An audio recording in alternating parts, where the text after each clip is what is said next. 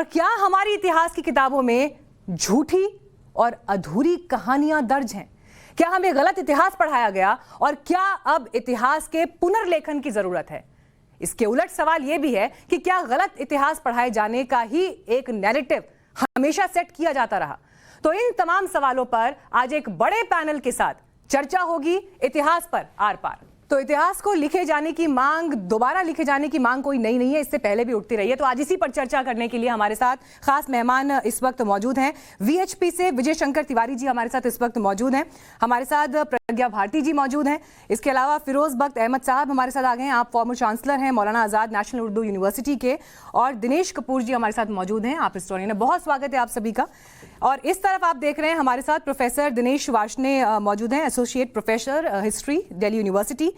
सैयद नाजिम अली जी हमारे साथ मौजूद हैं, आप AIMIM के समर्थक हैं। हाफिज गुलाम सरवर साहब हमारे साथ जुड़ गए हैं और साथ ही मुजीबुर रहमान जी हमारे साथ मौजूद हैं, आप लॉयर हैं। बहुत स्वागत आप सभी का। तो आइए बातचीत की शुरुआत करते हैं। सबसे पहले मैं आपके पास ही आ रही हूँ तिवारी जी।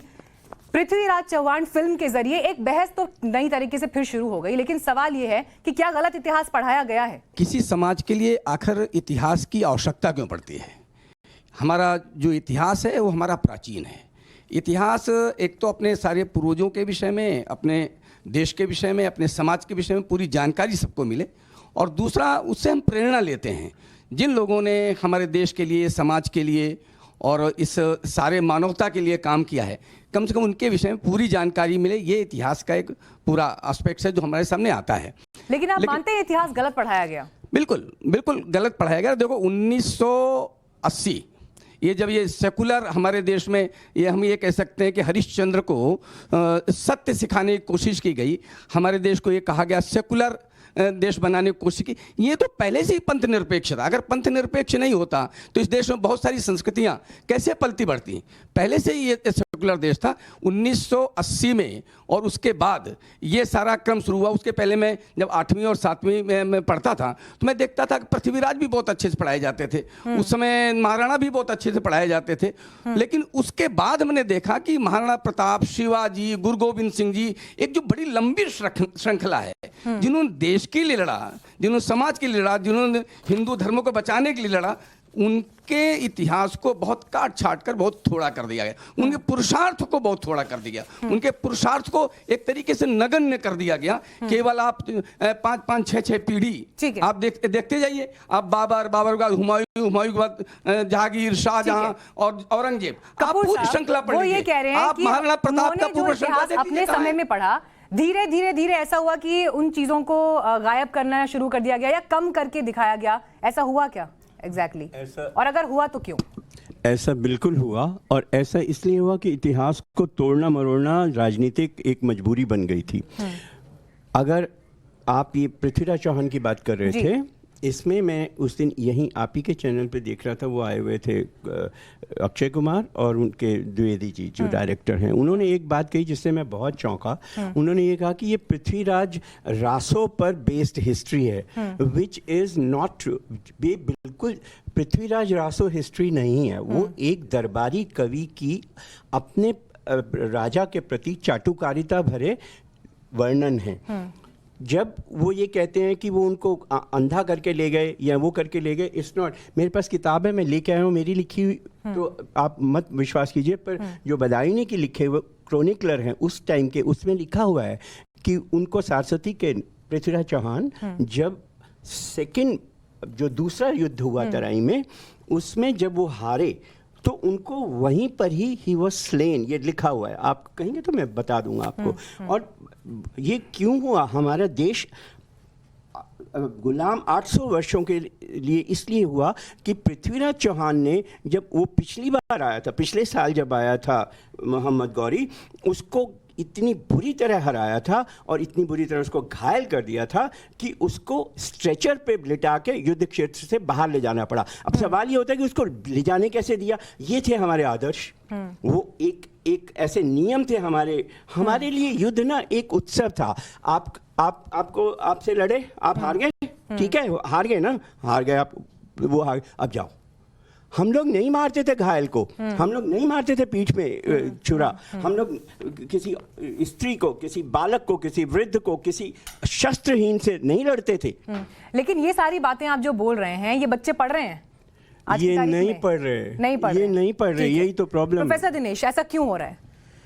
ऐसा नहीं यहाँ हो पर रहा। कपूर साहब ने इस बात का भी जिक्र किया कि राजनीति के तहत भी जानबूझकर कम करके आंका गया है अपने नायकों को, और इसके भी सबूत दर्ज हैं इतिहास में। सुनिए, ये इतिहास को इतिहास नहीं बता रहे, ये सुनी बड़ी बातें कह रहे हैं, ये दरबारी कवियों के आधार पे कह रहे हैं। इतिहास के स्रोत, एक मिनट में आपके बीच में नहीं बोला, मैं इतिहास के स्रोत क्या होते नहीं, हैं। उन्होंने तो कहा कि वो जो है दरबारी कवि द्वारा सुनिए, लिखा गया, उन्होंने तो ये बात प्लीज बोली है। प्लीज, इतिहास के स्रोत क्या होते हैं? सबसे महत्वपूर्ण इतिहास का स्रोत होता है sources of the history, archaeology. ठीक है, सर की किताब जरा पढ़िए। आर्कियोलॉजी, पुरातत्व, पुरातत्व के बाद लिटरेचर, लिटरेचर के बाद न्यूमिस्मेटिक्स, न्यूमिस्मेटिक और एपिग्राफी, एपिग्राफी के बाद उसके जो अन्य स्रोत है, विदेशी यात्री जो है, उन सबको कोरिलेट करके देखा जाता है।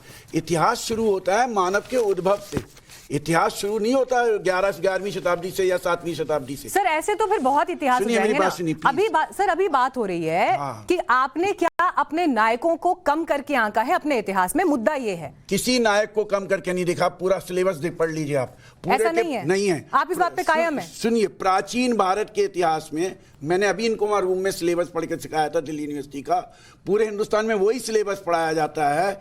बाकायदा हम बताते हैं गुप्त शासक, बर्दन शासक, त्रिकूट पाटल, ट्राइपार्टाइट स्ट्रगल, त्रिपक्षीय स्ट्रगल, चोल, पाल, चुल, सारे पढ़ाया जाता है। ठीक है। दूसरी बात, प्रश्न सुन लीजिए पूरा।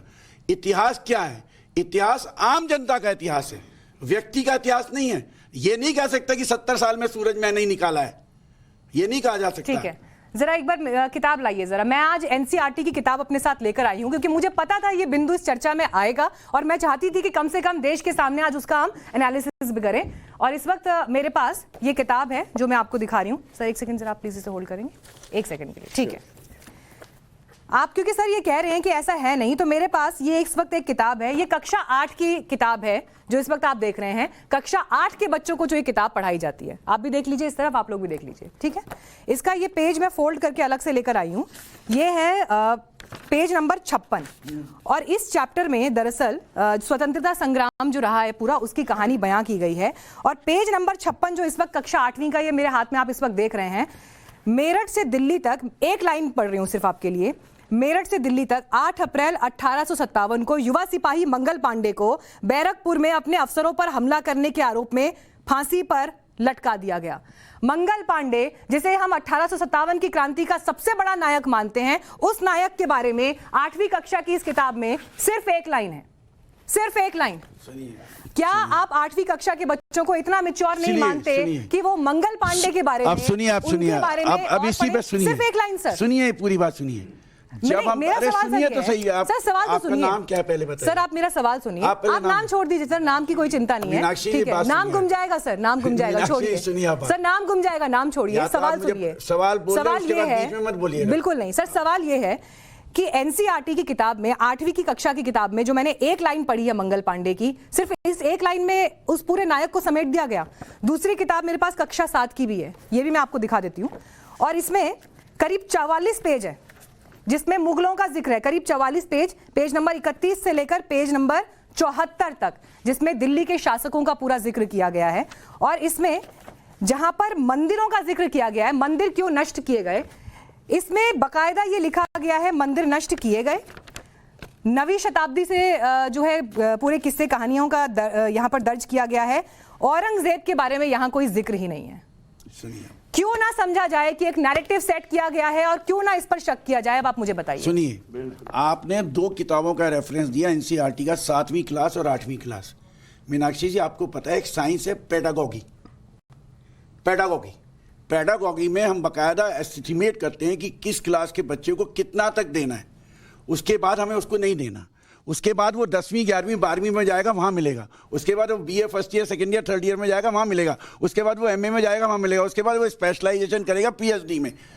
सुनिए, अब दूसरी बात सुनिए, जो आप कह रहे हैं मंगल पांडे की मुगलों बात, के बारे में उसमें 40 कोई पेज बात पढ़ गलत सकते हैं, मुगलों के बारे में 40 पेज पढ़ सकते हैं, मंगल पांडे के बारे अरे में एक पेज नहीं मीनाक्षी, पढ़ सकते। मंगल पांडे एक हमारा क्रांतिकारी था, कोई डिनाइल नहीं करता है, किसी भी किताब में डिनाइल नहीं है, सिर्फ एक लाइन। और मुगलों के बारे में जो आप कह रही हो ना, औरंगजेब के बारे में, आप पढ़ो उसको, बकायदा औरंगजेब का और उसका सबका लिखा हुआ है उसमें, पर उसमें यह भी लिखा हुआ कि किस तरह से राजपूत राजाओं ने अपने भले के लिए जमीनों की टैक्सेस को लेने जारी रखने के लिए अपनी बेटियों को वहां पे शादी में दिए, मुगल राजाओं को। ठीक है, कोई मजबूरी में नहीं दिया उन्होंने, साध्वी जी यहाँ पर सबसे बड़ा सवाल जो मैंने खड़ा को बचाने के लिए क्या नैरेटिव सेट किया जा रहा है, लैंड रेवेन्यू को बचाने के लिए दिया है। ठीक है, उसके 2 उदाहरण मैंने सामने रखे, उसको वो ये कह रहे हैं, वो ये 8वीं कक्षा के बच्चे को इतना मैच्योर नहीं मान रहे हैं कि मंगल पांडे के बारे में एक पेज पढ़ सके, लेकिन मुगलों के बारे में, दिल्ली के शासकों के बारे में 40 पेज पढ़ सकता है। दिखाइए 40 पेज का, दिखाइए 40 पेज का है, दिखाइए 40 पेज का है। 8वीं क्लास की किताब में अगर 40 पेज मुगलों के बारे में, तो दिखा दीजिए आप मुझे। वो जवाब दे ले, फिर आगे मुझे बढ़ेंगे। एनसीईआरटी का पता है ना सारा, दिखाइए 40 पेज का है मुगलों के बारे सर में, सारी किताबें दूंगी आप। दिखाइए ना, दिखाइए। इतिहास 3 क्रमों में, 1 मिनट, इतिहास 3 क्रमों में बटा हुआ है, प्राचीन भारत, प्राचीन भारत, मध्यकालीन भारत, आधुनिक भारत। मेरा सवाल बहुत सिंपल है सर, मेरा सवाल बहुत सिंपल है, आपने तय कर रखा है कि आपको नैरेटिव वहां ले जाना है, तो ये सरकार कह रही है आपको नैरेटिव वहां ले जाना है, जो आरएसएस कह रहा है। अगर मुगलों के बारे में 40 पेज हैं, तो मंगल पांडे के बारे में 1 पेज क्यों नहीं होगा? दिखाइए 40 पेज का है, इस किताब में दिखाइए 40 पेज मुगलों के बारे में। मैं कह रहा हूँ 40,000 पेज भी हो सकते हैं, वो 4,000 पेज मुगलों के बारे में भी है, वो 4,000 पेज मौर्यों के बारे में, ऐसी है, मौर्यों के बारे में, वर्धन के बारे में, पूरे 40 वो चोलों के बारे में, चालुक्यों के बारे, चाहे वो चालुक्य बादामी के हो, चाहे वो चालुक्य बैंगी के हो, सब क्या है, करने की कोशिश कर रहे हैं। ये एक बहुत ही गलत बात कर रहे हैं दिनेश जी, मैं ये जरूर कहूंगी, दिनेश जी गुमराह करने की कोशिश कर रहे हैं, मैं गुमराह नहीं कर रहा हूं, बहुत ही आप गलत गुमराह कर बयान रहे कर रहे हैं। जो ये बात अभी मीनाक्षी ने हमारे सामने रखी, बिल्कुल ठीक है, एक नैरेटिव सेट किया जा रहा है। अरे आप बताइए, हमको औरंगजेब पढ़ाया जा रहा है, औरंगजेब को हमारा हीरो बना दिया गया, इतिहास की परिभाषा बता दीजिए, कैसे बन गया औरंगजेब? पहले बताइए इतिहास की परिभाषा क्या है, इतिहास की परिभाषा बताइए। दिनेश जी बीच में मत बोलिए, उन्हें कंप्लीट कर लीजिए, ठीक है। बिल्कुल बिल्कुल, दिनेश वार्ष्णेय जी ने जो भी यहाँ पर बात रखी, मैं उससे बिल्कुल सहमत नहीं हूँ, और मैं ये बात कहना चाहती हूँ कि गलत नैरेटिव सेट किया जा रहा है, बहुत सोची समझी ये एक साजिश है। एजुकेशन इतना इंपॉर्टेंट रोल प्ले करती है हमारे फ्यूचर में, हमारे थॉट प्रोसेस में, किस तरीके की विचारधारा हम रखते हैं, नौजवानों को इतिहास गढ़ता है, शिक्षा इतना इंपॉर्टेंट रोल प्ले करती है। और यहाँ पर ये जो बातें कर रहे हैं, मैं इन्हें फैक्ट्स तो कदापि नहीं कहूंगी, क्योंकि मीनाक्षी आप एक बात बताइए, जो दिनेश वार्ष्णेय जी ने यहाँ पर बात कही है, औरंगजेब को हमारा हीरो बना दिया गया, हमारा आदर्श बना दिया गया, मैं तो इससे सहमत नहीं हूं। तथ्य बताइए, सिर्फ डेमोगोगी से काम नहीं करेगा, औरंगजेब ने इतिहास का तथ्य बताइए, को कुछ डेमोगोगी मत कीजिए, यहाँ डेमोगोगी मत कीजिए, क्योंकि वो काशी में इतिहास पढ़ रहा था, संस्कृत में, फारसी में ट्रांसलेट, काशी में औरंगजेब ने मस्जिद भी तोड़ी है, काशी में औरंगजेब ने मस्जिद भी तोड़ी है। दीजिए हमारे आदर्श कौन है, स्वतंत्रता सेनानी। Wrong is wrong, wrong is wrong, wrong is wrong, wrong is wrong, गलत गलत है, आप जो बोल रहे हैं वो भी गलत है, वो जो बोल रही है वो भी गलत है, भारत के माध्यम वो भी गलत है। क्योंकि आपका चैनल जन जन तक लोग देखते हैं, मैं इसीलिए आपके चैनल के माध्यम से ये बात कहना चाहूंगी कि समय आ गया है टू रीराइट द हिस्ट्री, समय आ गया है वो जो जख्म हमें इतिहास की परिभाषा तो बता दो आप, ठीक है, इतिहास की आप इतिहास की परिभाषा पूछिए ना कि इतिहास है क्या, सुनिए मेरी बात, पूछिए ना उनसे पहले, सुनिए सर मेरी बात सुनिए, एक सेकंड, पहले वो क्यों नहीं पूछते आप? मैं सिर्फ आपसे ये पूछना चाहता हूँ कि मंदिर तोड़े गए थे किसके? हिंदुओं के। मठ भी तोड़ी गई, नहीं, आप मुझे बिहार भी तोड़े अरे गए, आप मुझे एक बात बताइए, औरंगजेब पूरे विश्व में जहाँ बस्तियां थी, सुनिए दिनेश जी, क्यों तोड़ गए, पूरे विश्व में जहाँ बस्तियां थी, उन बस्तियों में एक लेयर पे दूसरा लेयर, दूसरे लेयर पे तीसरा लेयर, तीसरे लेयर पे चौथा लेयर मिलता है, आर्कियोलॉजिकली एस्टेब्लिश है। बेकार की बात कर रहे हैं आप, ग्रीस चले जाइए, दिनेश जी, दिनेश झूठ बोल रहे हैं आप मुझे बताइए मंदिर क्यों तोड़ने पड़े, चले जाइए, क्यों तोड़े, भारत चले आप मुझे जाइए, ये बताइए औरंगजेब औरंगजेब ने मंदिर क्यों तोड़े? बुद्ध विहार भी तोड़े नहीं तोड़े? गलत तोड़े, अगर तोड़े मैं तो कह रहा हूँ गलत बताइए कौन से बुद्ध विहार तोड़े? बोलो बुद्ध विहार तोड़ना भी गलत था। बोलिए जैन मत भी तोड़ने बोलिए आप कि जैनिज्म भी धर्म था। हिंदू धर्म से पहले बुद्ध और जैन धर्म था यहाँ। हिंदू धर्म से पहले बुद्ध और जैन धर्म था यहाँ। हिंदू धर्म नहीं था। हिंदू धर्म ब्राह्मणिकल कहा जाता था। क्या बोल सकता हूँ मैं आपसे ज्यादा हूँ क्या बोल सकता हूँ? मंदिर क्यों तोड़े? मंदिर क्यों तोड़े? ठीक है मंदिर क्यों तोड़े? गुलाम सरवर, ठीक है, अब गुलाम सरवर बोलेंगे। गुलाम सरवर जी, इस बात में तो किसी को कोई डाउट नहीं होना चाहिए कि औरंगजेब तो किसी का हीरो हो नहीं सकता। इतिहास की किताबें सबने पढ़ी हैं, लेकिन मंगल पांडे पर एक चैप्टर है और अगर मुगल शासकों पर 40 पन्ने हैं तो क्या ये शंका पैदा नहीं करता कि एक तरह का नैरेटिव सेट किया गया है? और सबसे पहले मैं ये जानने की कोशिश करूंगा, ये किताब नई शिक्षा नीति लागू होने के बाद की है या पहले की? सर, जो किताब अभी अवेलेबल है, अभी जो चल रहा है एकदम करंट कर लिया। और मैंने बता मैं आपको बता दूं कि मैंने 5वीं से लेकर 10वीं तक की किताबें देखी। नहीं, सही किया, आपके लिए लेकर आई। सही किया, और बहुत अच्छा डिबेट आपने, बहुत विषय जो चयनित आपने किया, उसके लिए बधाई। इतिहास मैंने जवाब दे रहा हूँ बिल्कुल पॉइंट टू। पहले थोड़ा माइक ऊपर कर लीजिए। पहले इतिहास को यह समझना कि इतिहास लिखने वाले, धार्मिक इतिहास अलग है, सांस्कृतिक इतिहास अलग है, राजनीतिक इतिहास अलग है, पारिवारिक इतिहास अलग है, और लिखने वालों की सोच उसके कलम से किताब तक उसके लेखनी में वो झलकता। अब लिखने वाले किस विचारधारा के हैं वो झलकेगा। ठीक है। अब देखिए, स्वतंत्र भारत में जो नीति बनी, पर गलती हुई, ये मैं कह रहा हूं, बिल्कुल गलती हुई। लेकिन एक इतिहास को नहीं छुपाया गया। एक बहस अभी चल रही है, ठीक है, थोड़ा सा सर, एक बार कंप्लीट कर लें। बहुत ठीक है, बहुत बड़े पैनलिस्ट के सामने आपने मुझे बैठा दिया है। मैं तो इन लोगों के शिष्य के लायक भी नहीं हूँ। मैं सम्मान के साथ कहता हूँ, ये सारे लोग गुरुजन हैं जो इतिहासकार आपने बुलाए हैं। ये मेरा सौभाग्य है कि मैं इस पैनल में आ गया हूं। मैं एक बात कहूंगा बड़ी ईमानदारी से कि केवल मंगल पांडे तक आप सीमित हैं। मंगल पांडे नहीं, कई ऐसे क्रांतिकारी हैं जिनको कहीं ना कहीं किनारे लगाने की कोशिश की गई। वो क्या उनकी सोच थी लिखने वालों की? लिखने वाले उतने मुजरिम नहीं हैं जिन्होंने कलेक्शन किया स्टूडेंट्स के लिए अलग से। ये तो कई हिस्ट्री की किताबों से कलेक्शन किया जाता है ना, अचानक ये हिस्ट्री की किताब नहीं है। ये उसमें से चयनित शब्द होते हैं जो अलग से मैंने क्लास में डाले जाते हैं। कोर्स करेक्शन की जरूरत है। एक इतिहास और कोर्स करेक्शन की जरूरत है। इतिहास अभी बहस में है। कोर्स करेक्शन की जरूरत है, मानते हैं, ठीक है, जरूरत है कोर्स करेक्शन की। अब चूक हुई। देखिए, कोर्स करेक्शन किया, हम किसी को फोर्स नहीं कर सकते वो क्या पढ़ें क्या नहीं पढ़ें। दूसरी चीज आपने कही कि मुगलों के बारे में जो है 40 पेज है, 40 बुक तो वैसे ही होगी ना जो मुगलों के बारे में आपकी थॉट के हिसाब से कोर्स नहीं होगा। वाली बात सुन तो लीजिए सर, आप जो कह रहे हैं वही है। स्कूल बुक जो है वो तय होती है, बकायदा एक सिस्टम है जिसके बाद वो तय होता है ना। मैं तो मैं अपनी रिसर्चर्स, उसके लिए रिसर्चर्स बैठते हैं, उसके लिए रिसर्चर्स बैठते हैं, स्कॉलर्स बैठते हैं, साइकोलॉजिस्ट बैठते हैं, बट उसके हिसाब से वो डिसाइड करते हैं।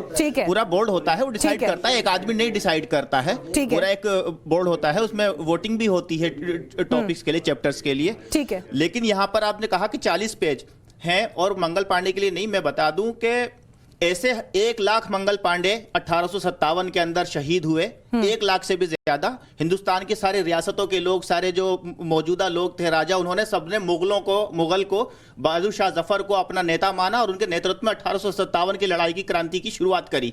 तो अगर मैं कहता, और उन्होंने उसके लिए वो लड़े अंग्रेजों से, उसके बाद उनको रेंगून भेजा गया और वो वहीं पर ही दफन हो गए, वापस भी नहीं आ पाए। 40 पेज तो कम है, अगर उनके लिए 40,000 पेज भी लिखे जाए तो हिंदुस्तान के लोग उनका आभार नहीं उतार सकते हैं। लेकिन आपने एक पॉइंट कहा, इन्होंने एक पॉइंट कहा, एक लाइन मैं और जोड़ रहा हूं। जितनी मेहनत औरंगजेब और दूसरे उस तरह के मतलब बादशाहों पर की जा रही है, ये एक्सरसाइज जो हो रहा, क्या बहादुर शाह जफर का कहीं लंबा चौड़ा इतिहास लिखा गया? मैंने मंगल पांडे से उदाहरण लिया। हिस्से में बांट सकता हूं। दारा शिकोह को आप अलग कर रहे हैं ना। एक मिनट, दारा शिकोह भी तो उसी खानदान से है ना। एक मिनट, आपने उस बात का जिक्र नहीं किया कि टीपू के खिलाफ जो अंग्रेजों को सूचना दी वो किसने दी। आपने उस बात का जिक्र नहीं किया कि जो 1857 का मेरठ में विद्रोह शुरू हुआ उसके खिलाफ सूचना अंग्रेजों को किसने दी, और भगत सिंह के खिलाफ गवाही किसने दी? टीपू का महिमा जो भी लिखा हुआ है इसमें, उसमें आप नहीं गए। जो भी लिखा हुआ है इस किताब में, उसमें नहीं जाओगे कर रहे हैं, क्योंकि आपका नैरेटिव सपोर्ट है। एक मिनट मीनाक्षी, आप उसमें नहीं एक बार वो जाएंगे। कंप्लीट कर लें, वो कंप्लीट कर लें, फिर आते हो। देखो दिनेश जी, लड़े थे तो इसलिए उनका महिमा मंडल नहीं होना चाहिए। मतलब टीपू अगर अंग्रेजों से लड़े तो महिमा मंडल नहीं होना चाहिए। आपके हिसाब से महिमा मंडल उसका होना चाहिए जो अंग्रेजों के साथ था। था टीपू अपने राज्य के लिए हिंदुओं का दमन कर रहा था, उनको कर रहा था। अच्छा, ये इतिहास कहता है। नागपुर में, बिल्कुल नागपुर में कहाँ दमन कर रहा था? नागपुर में कहाँ दमन कर रहा था? बताइएगा। औरंगजेब दमन कर रहा था, कहाँ दमन कर रहा था? आपके हिसाब से गुलामी कर लीजिए, आप उनकी गुलामी कर लीजिए, आप उनकी गुलामी कर लीजिए। और दिनेश जी के हिसाब से जो भी अंग्रेजों से लड़े वो देश का गद्दार है, और जो अंग्रेजों के साथ था वो नायक है। सावरकर नायक हो गए, अटल बिहारी वाजपेयी नायक हो गए, माफी वीर सारे नायक हो गए। लड़ने वाले जो है वो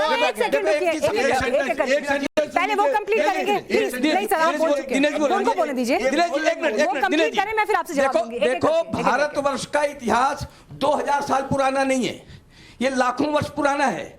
और इसके बाद जवाहरलाल नेहरू जी ने लिखा काफिले आते गए हिंदुस्तान बसता गया। वो कौन से काफिला थे? यही काफिले थे जो मोहम्मद गोरी आया, जो मोहम्मद गजनवी आया, जो बाबर आया, यहाँ तहस-नहस किया। ठीक है, ये काफिले थे। सर आप एक लाइन में जवाब दीजिए। ठीक है, आपके लिए मैं यहाँ पर एक पॉइंट पढ़ रही हूँ, क्योंकि जिक्र इस बात का हो रहा था कि इतिहास से छेड़छाड़ क्या किसी खास मानसिकता के तहत की गई या पॉलिटिक्स के तहत की गई, और क्यों ये सवाल उठ रहा है, मैं उसके लिए एक फैक्ट पढ़ रही हूँ आप सबके सामने। In April 1989, West Bengal Board of Secondary Education had issued instructions to schools and publishers of textbooks. 1989 में West Bengal board of secondary education की तरफ से ये इंस्ट्रक्शंस गए हैं स्कूल और पब्लिशर्स को टेक्स्ट बुक्स के लिए, quote unquote, Muslim rule should never attract any criticism. Destruction of temples by Muslim rulers and invaders should not be mentioned. Muslim rule को लेकर किसी भी तरह का क्रिटिसिज्म ना हो, और डिस्ट्रक्शन जो हुआ है मंदिरों का मुस्लिम रूलर्स की तरफ से, इन्वेडर्स की तरफ से, उसका भी जिक्र ना हो। Schools and publishers have been asked to ignore and delete mention of forcible conversion to Islam. इस्लाम में जो फोर्सफुल कन्वर्जन हुए उसका भी जिक्र ना हो।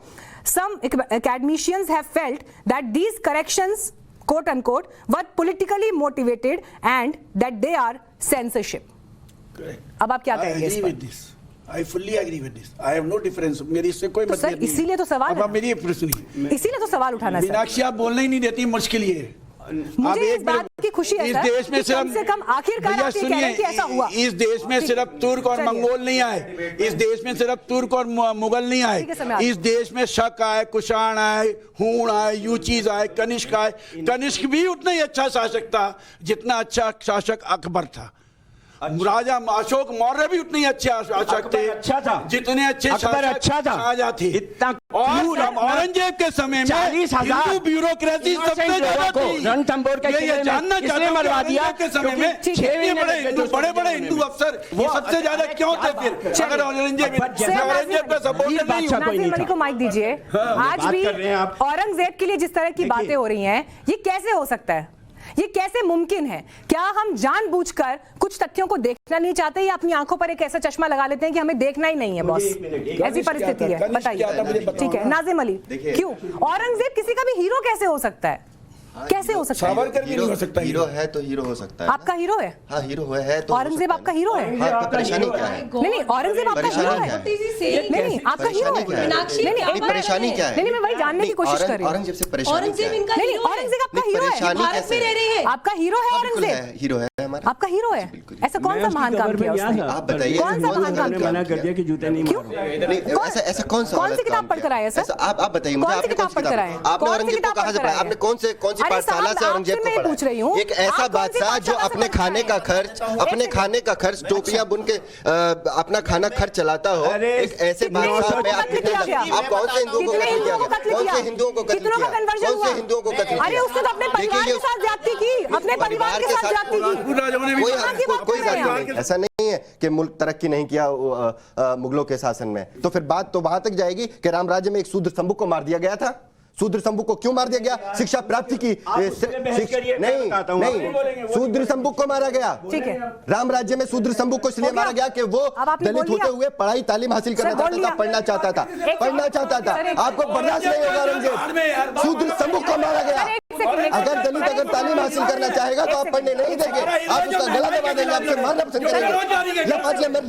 मैं बता रहा हूँ, शूद्र संभुक को मारा गया, शूद्र संभुक को मारा गया। ठीक है पढ़ना गुनाह है सर, आपकी आवाज नहीं जा रही। तालीम हासिल करना गुनाह है प्लीज। नहीं, शूद्र संभुक को मारा गया तालीम हासिल करने की वजह से। क्यों? बेहतर था बाबर, एक सेकंड रुक, बेहतर था। एक सेकंड। मैं कार्यक्रम होस्ट कर रही हूँ ना, मेरी बात की कुछ अहमियत है, तो आप प्लीज 2 मिनट रुक जाइए। आप बोल चुके दोनों लोग, आप दोनों लोग जो कहना चाहते थे वो आप कह चुके हैं कंप्लीट। नहीं बोल पाए। अच्छा, अभी और क्षमता है आपकी? हाँ है। अभी अनइंटरप्टेड 100 मिनट का पीरियड लेता हूँ लगातार, आपका भी 100 मिनट का पीरियड ले लूंगा। ठीक है सर, आप पहले बोलने तो दीजिए, आप बीच में इंटरप्ट करते हैं। अब सुनिए सर, ठीक है सर, आप पढ़ाते बढ़ाते हैं, जरा सुन लीजिए ना। आप किसी कार्यक्रम में आए हैं, दूसरे लोग भी कुछ वहां पर बात कर रहे हैं, ठीक है? अब सुनिए जरा। 100 मिनट तक आप पीरियड लेते हैं, 150-200 मिनट भी ले सकते हैं, उसमें कोई हमें आपत्ति नहीं है। हमारा कार्यक्रम जितनी देर का है उस हिसाब से चलेगा, ठीक है? एक सेकेंड। अब आप दोनों लोगों ने, ठीक है, आप दोनों लोगों ने जिस तरह से अभी बात की है, मुझ पर आप कितने भी तरह के निजी पहले उनसे बुलवाइए सर, रह गए। अरे सर सुन तो लीजिए, सर सुन तो लीजिए, ठीक है सर, डीयू में पढ़ाते हैं, सुन तो लीजिए। हम भी थोड़ा कुछ आपसे बात करना चाह रहे हैं ना, एक बार सुन लीजिए सर, ठीक है? नहीं, मैं तो आपसे बात करूंगी सर। पहले सर एक सेकंड, यहाँ पर कोर्स करेक्शन हो रहा है, तो पहले यहाँ का कोर्स करेक्शन होगा, पहले यहाँ का कोर्स करेक्शन होगा। और कोर्स करेक्शन इस तरह से होगा कि आप लोगों ने मेरे ऊपर जो निजी आक्षेप लगाए, जो आपने मुझ पर निजी आक्षेप लगाए, ठीक है? कौन सा इतिहास? औरंगजेब को अगर आप कहेंगे कि औरंगजेब की अगर आप तारीफ करेंगे, औरंगजेब अगर आपका हीरो है, तो मैं इस बात को कभी नहीं मानती। मेरा हीरो औरंगजेब नहीं है, मेरा हीरो औरंगजेब नहीं है, मेरा हीरो औरंगजेब नहीं है, ठीक है? औरंगजेब कोई राजा हमारा हीरो नहीं है। राजा राजा था, राजा था। सारे राजाओं ने धर्म का प्रयोग अपनी सत्ता को बचाने के लिए किया है। सारे राजाओं ने धर्म का प्रयोग अपनी सत्ता को बचाने के लिए। कोई राजा हमारा तो जवाब नहीं है। और ऐसा ही होता है जब इस तरह के लोगों को आईना दिखाया जाता है, तो आईने से हकीकत देखने से इनकार कर देते हैं। जिस किताब में 40 पन्ने हैं मुगलों पर, एक लाइन है मंगल पांडे पर।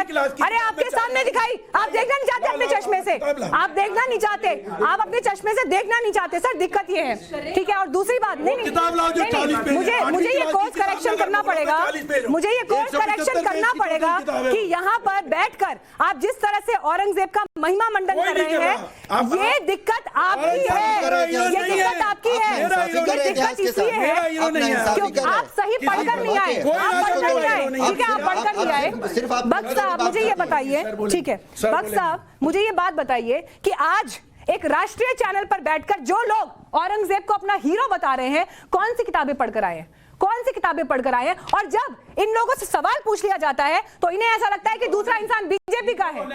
क्यों लगता है इनको ऐसा? और क्या पढ़ा रहे हैं ये आज की तारीख में बच्चों को? एक पॉलिटिकल पार्टी के जो है यहाँ पर प्रतिनिधित्व कर रहे हैं और दूसरे जो है वो प्रोफेसर है। ये तो आज तो पूरे देश के सामने तस्वीर साफ हो गई ना। औरंगजेब को हीरो बताया जा रहा है यहाँ चैनल पर बैठकर।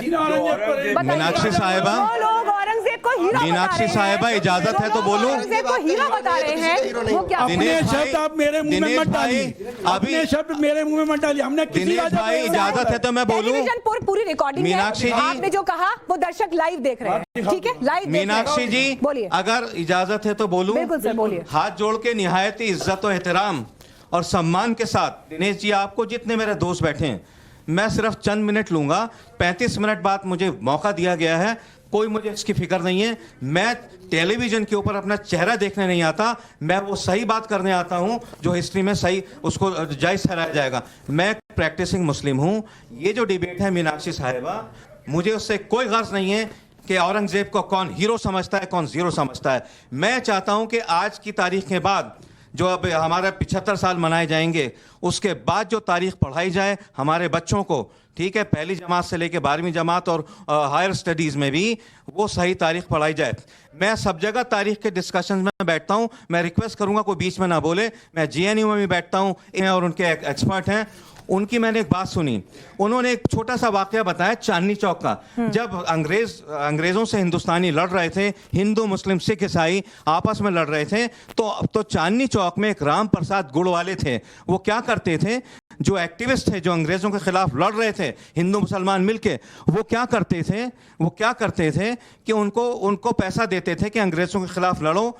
तो ये उनकी पूरी फैमिली को 60 मेंबर्स को ख़त्म कर दिया गया। ये चीज़ें हिस्ट्री में नहीं हैं। और नॉर्थ ईस्ट के बहुत से लोग थे, उनका कोई जिक्र नहीं है, साउथ का कोई जिक्र नहीं है। अलावा इसके एक बात और है, मैं कहना चाहूँगा, उसी मीटिंग में मैंने अरुण कुमार जी को, बहुत से लोग आए हुए थे, मैंने बताया, उन्होंने एक बहुत अच्छी बात कही, चाहे वो वामपंथियों के द्वारा लिखी हुई, दिनेश जी, हिस्ट्री हो, अंग्रेज़ों के द्वारा लिखी हुई हिस्ट्री हो, मुसलमानों के द्वारा हिस्ट्री लिखी गई हो, सारे अच्छे पॉइंट्स रखेंगे, लेकिन जो गलत बातें हिस्ट्री में हुई उनको हम दरगुजर करेंगे, अपनी हिस्ट्री नहीं लिखेंगे। अब मैंने उनको एक बात बताई, मैंने कहा जब हिंदुस्तान एक था, स्वात वैली अफगानिस्तान के बॉर्डर से लेकर कन्याकुमारी तक, उस जमाने में 5 लाख ये जो हमारे उलमाए दीन थे, उनको अंग्रेजों ने उनका सर धड़ से अलग किया था, उनकी लाशें लटकाई गई थी। हिस्ट्री में वो भी आना चाहिए। हिस्ट्री में ये भी आना चाहिए कि ये जो उलमा था, हिंदू मुस्लिम सिख ईसाई, 1916 में काबुल के अंदर रेशमी रुमाल तंजीम थी। महाराणा प्रताप सिंह हिंदुस्तान के वहाँ राजा बने थे, और मौलाना हुसैन अहमद मदनी के जो बड़े भाई थे, वो वहाँ पे प्राइम मिनिस्टर बने थे। औरंगजेब का महिमा मंडन यहीं पर आपके सामने, आपके बगल में जो साहब बैठे हैं वो करते हुए दिखाई। सर एक सेकंड रुकिए ना, डिबेट मैं कंडक्ट कर रही हूँ। बिल्कुल सर, जो कोर्स करेक्शन करना है वो करेंगे हम, जो कोर्स करेक्शन करना है वो करेंगे, आपको पसंद हो या ना पसंद हो। आपने अपनी राय दी, उन्होंने नहीं दी है, वो भी बोलेंगे। आपकी राय हर किसी पे हावी नहीं होगी यहाँ पर। प्लीज अपने आप को थोपना बंद करिए। आप लगातार बुली करने की कोशिश कर रहे हैं, मत थोपिए। You are bullying. Please let him complete. आप मीनाक्षी सवाल करें, पूरे सवाल आप पहले कंप्लीट करें। आप बोलिए सर। ठीक है, एक सेकंड मैं बोलूं। बिल्कुल। मैं अपनी बात हमेशा घुमा कर रखने का आदी हूं। मुझे आप लोगों ने कहा भी कई बार कि घुमाते क्यों हैं। एक हिंदू शब्द है, उसका संस्कृत में जब अर्थ निकालेंगे ना, तो एक अर्थ ये भी आता है कि वो समंदर जैसा, माने ओशियन और रिवर और बहुत सारे मीनिंग उसके बताए गए। भारत में जहां मर्यादा पुरुषोत्तम भगवान श्री राम को आदर्श मानने वाले करोड़ों हैं, वहीं इसी भारत में रावण के भक्त भी हैं। ये भारत की महानता है नहीं। रावण नाम ने तैमूर नाम यहाँ रख लेते हैं बच्चों का, रावण नहीं रखता कोई। रावण नाम है। अरे अभी एक नेता आपका रावण है, क्यों टीवी पर नाम लीजिएगा?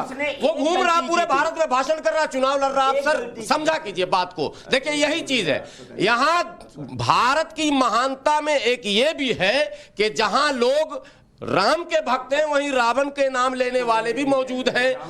अगर किसी का आइडियल औरंगजेब है, सुन लीजिए, किसी का आइडियल औरंगजेब है तो आप उस पर जब्र नहीं कर सकते हैं। उसको क्या उसके अंदर दिख रहा है, औरंगजेब के अंदर क्या खूबी, वो उससे आप पूछ सकते हैं, क्यों तुम मानते हो आइडियल?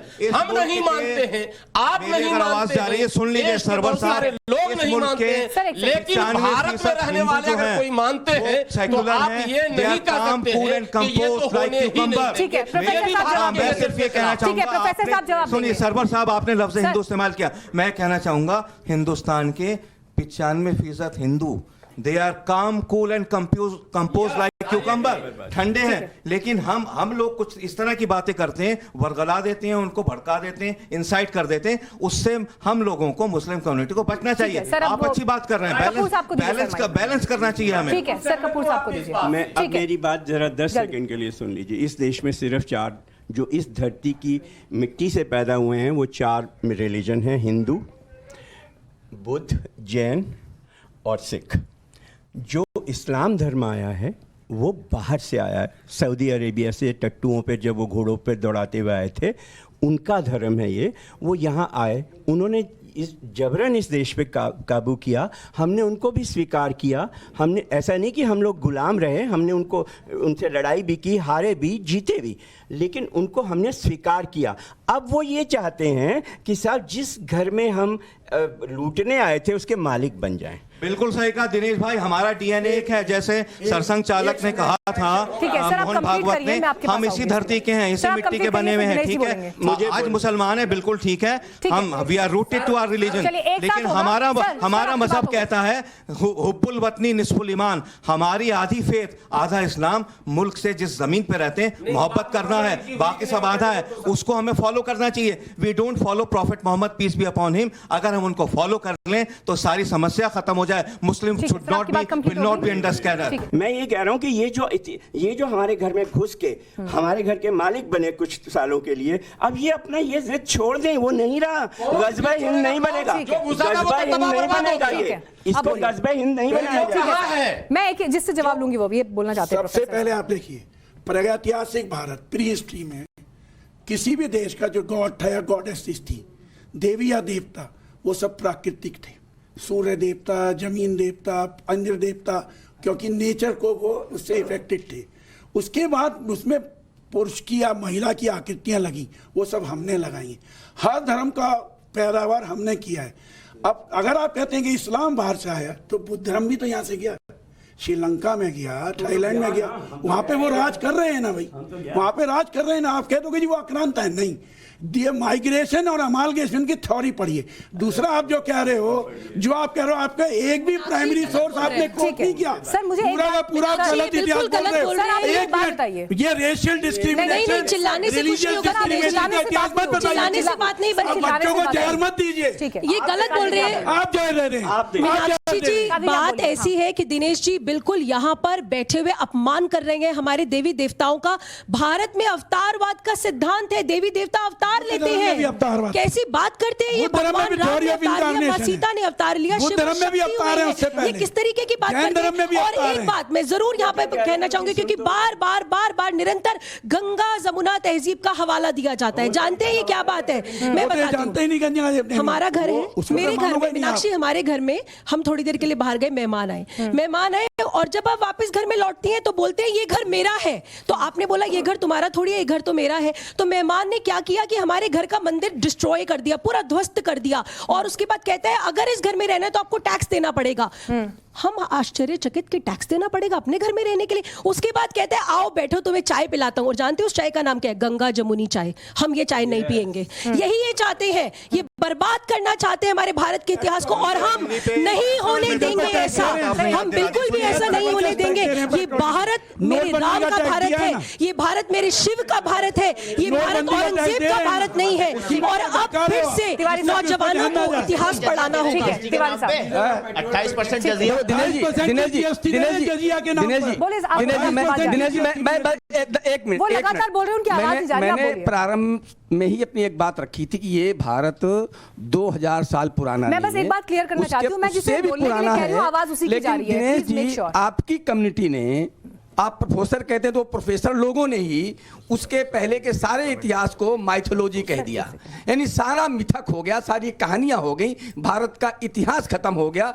और अगर उस इतिहास की हम चर्चा करते हैं, एक मिनट, अगर महाभारत की चर्चा करते हैं, अगर महाभारत की चर्चा करते हैं, महाभारत, एक मिनट, अगर महाभारत की चर्चा करते हैं वो माइथोलॉजी है, अगर रामायण की बात करते हैं वो माइथोलॉजी है, अगर राम की बात करते हैं वो माइथोलॉजी है। यानी भारत के 2000 साल के पहले के सारे इतिहास को माइथोलॉजी कह करके भारत की उच्चता को नकारने का इन्होंने काम किया, ताकि दुनिया में एक जो फैली हुई संस्कृति थी, जो दुनिया के सामने दुनिया को राह दिखा रही थी, उसको खत्म करने का काम इन लोगों ने किया है। ये धतकर्म किया है, उसको दोबारा लिखने की आवश्यकता है। प्लीज एक सेकंड। ठीक है सर, आप उन्हें कह रहे हैं कि वो मान्यताओं की बात कर रहे हैं, माइथोलॉजी की बात कर रहे हैं। मैं आपसे फैक्ट की बात करूंगी अब, ठीक है? मेरे को फैक्ट पर आप जवाब दीजिएगा। और इस वक्त मेरे हाथ में ये एक पेपर है, मैं चाहूंगी कि जरा आप इस पेपर को जरूर दिखाएं। ये पेपर जो इस वक्त आप देख रहे हैं, ये दरअसल एक आरटीआई का जवाब है जो एनसीईआरटी की तरफ से दिया गया 18 नवंबर 2020। अब मैं इसको पढ़ रही हूं आपके लिए। दरअसल एनसीईआरटी से ये सवाल पूछा गया कि जो रेफरेंस दिया गया है किताब में कि मुगल्स ने हिंदू मंदिरों को तोड़ा और उसके बाद उन्हें बनवाया, ये कहां से आया? एनसीईआरटी की तरफ से जवाब दिया गया, NCERT replying to an RTI says it has no information on the source of a claim made in the textbook that Mughals had rebuilt temples after destroying them. NCERT के पास इस बात का जवाब नहीं है। 18 नवंबर 2020 की ये आरटीआई मैं आपको इस वक्त दिखा रही हूं। अब मेरे सर मन में सर सवाल ये है, एक सेकंड, मेरे मन में सर सवाल ये है कि एनसीईआरटी की किताब में अगर ये बात लिखी गई है कि मुगलों ने मंदिर तोड़ा और फिर उसे बनाया, ये क्या पढ़ाया जा रहा है बच्चों को?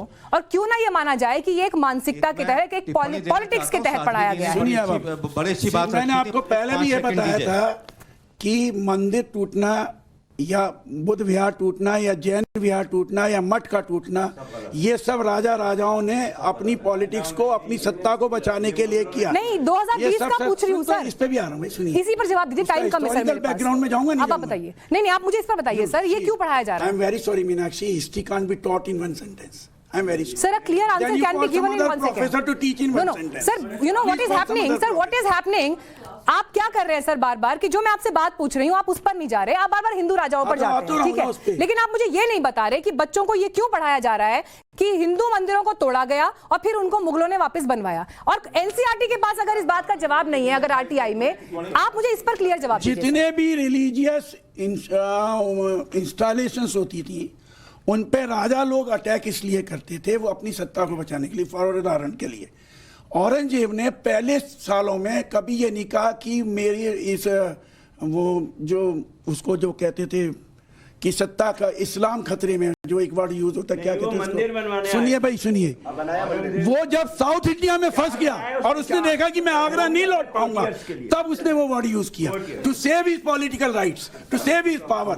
Power was the main motive, never the benefit of the people, whether it was Kanishka और अशोक और अकबर और Aurangzeb, all were the rulers. As today is the ruler of honourable prime minister who has taken the tax from नोटबंदी से अब तक ले ही ले रहे हैं जनता से, दिया कुछ नहीं है, जिसको ये बात नहीं करना टिप्पणी करने दें। तो मतलब ये जो मंदिर है, ये मंदिर आज की सरकार ने तुड़वाए हैं?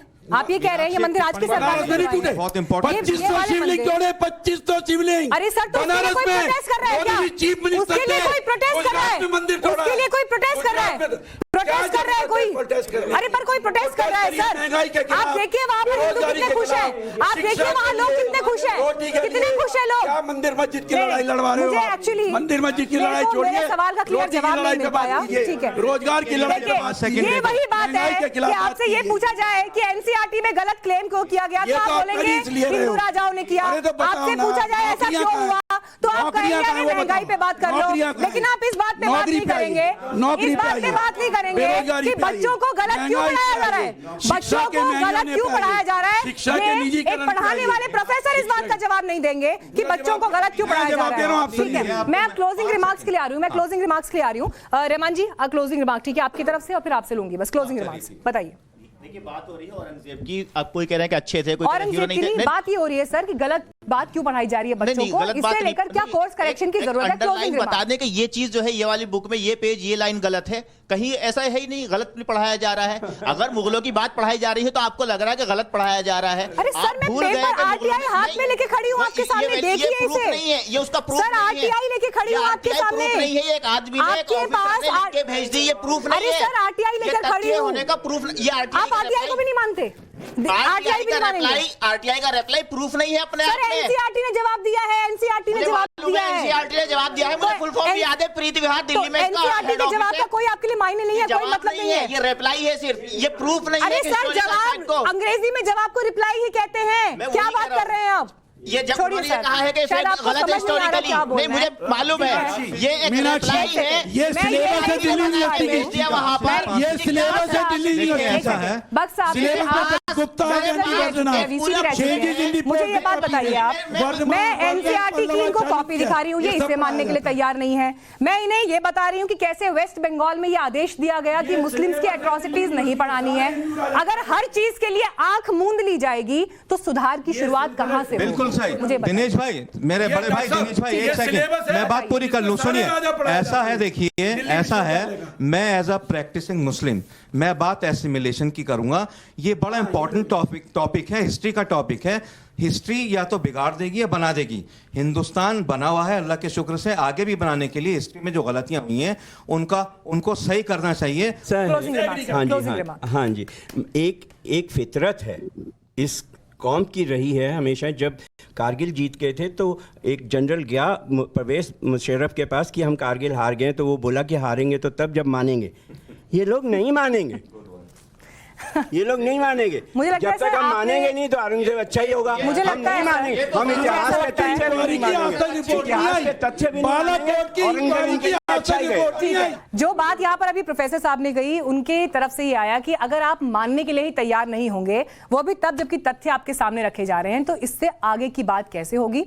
लेकिन ये इस बातचीत के जरिए हमारी कोशिश थी कि दोनों पक्षों की आवाज आपके सामने आए। तय आपको करना है, आपको क्या सही लगता है, क्या गलत लगता है, बच्चों की शिक्षा उन्हें क्या पढ़ाया जाना है, देश के नायक कौन होने चाहिए, और उनके लिए अगर बहस के जरिए एक बेहतर रास्ता निकलता है तो यह एक अच्छी शुरुआत कही जा सकती है। बहुत धन्यवाद आप सभी का हमारे साथ चर्चा में जुड़ने के लिए। देखते रहिए टाइम्स नाउ ऑफ भारत।